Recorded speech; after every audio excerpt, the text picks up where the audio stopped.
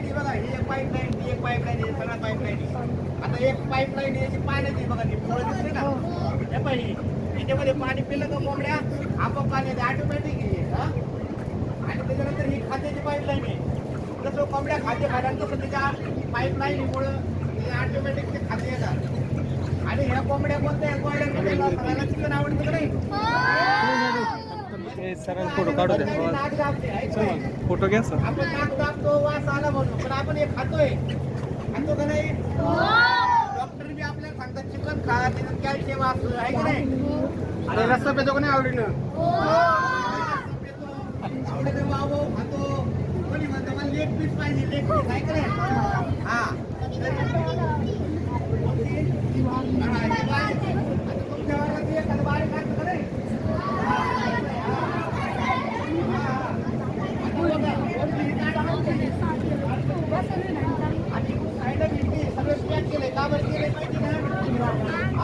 थंड हवा तिकडून बाहेर पडू नये म्हणून. थंड हवा तिकडून आले का तिकडून बाहेर पडली पाहिजे. म्हणजे समोर बघा रे, समोर बघा. याच्यामध्ये किती कोंबड्या बसतात माहिती का?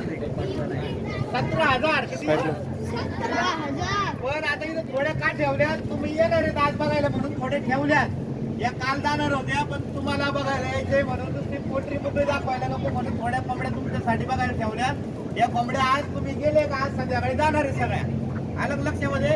जर आपण 4 दिवस आधी आलो असतो तर इथून तिथून सगळ्या कोंबड्या असतात, पण आपल्याला आतमध्ये येतं नसतं. आलं लक्षात?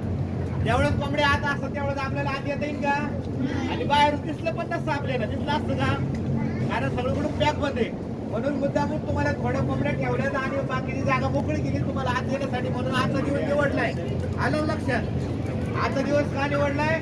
थोड्या कोंबड्या बी बघायला भेटल्या पाहिजे आणि आतमध्ये पण आलं पाहिजे.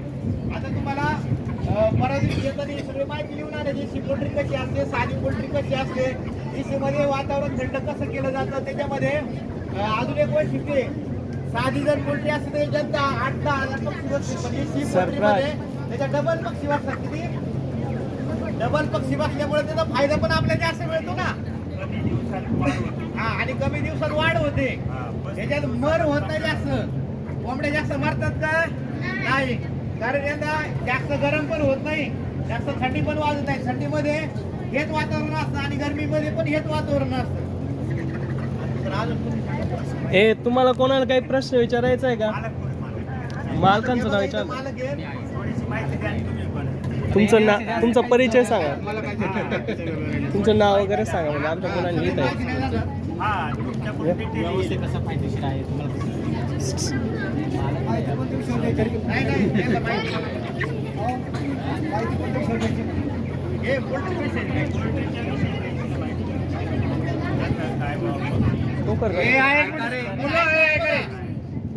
पिल्ल येतात इथं, पिल्ल त्यावेळेस सुरुवातीचे 15 दिवस किती त्रास सांगणार होतं बघा.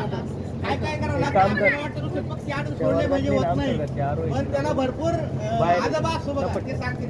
पहिल्या दिवशी पक्षी येतो ना, तो फक्त 40 ग्रॅमचा असतो आणि त्यासाठी त्याला गरम करावं लागतं. सुरुवातीला हीट द्यावं लागते, 35चं टेम्परेचर द्यावं लागतं पोल्ट्रीचं. त्यासाठी गॅस वापरतात, लाकडं वापरतात, पूर्ण हीट दिली जाते. आणि त्यानंतर प्रत्येक दिवसाप्रमाणे अर्धा पॉईंट तो खाली येत जातो आणि शेवटला तो 24 डिग्रीवर टेम्परेचर थांबतो.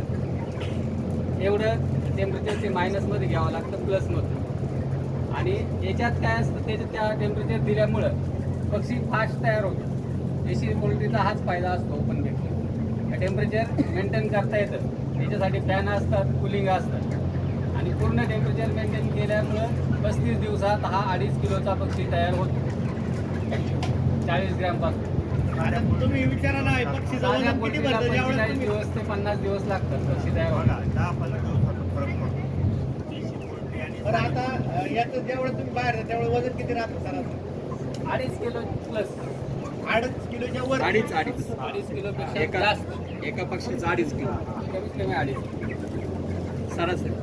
आणि मग जास्त दिवस राहिला, समजा लिफ्टिंगला पुढे लवकर गेला नाही तर तो 3 किलोपर्यंत सुद्धा जातो.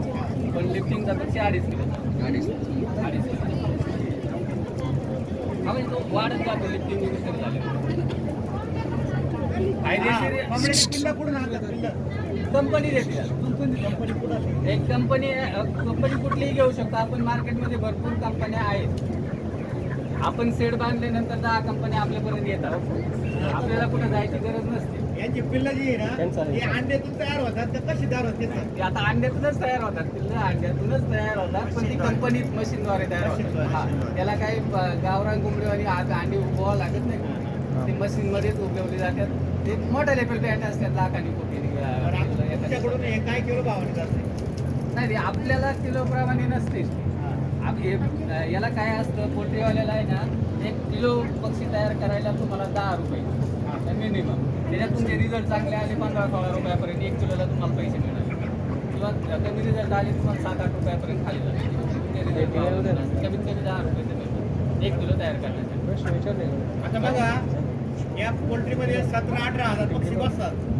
साधारण 35 दिवसात पक्षी तयार होतात.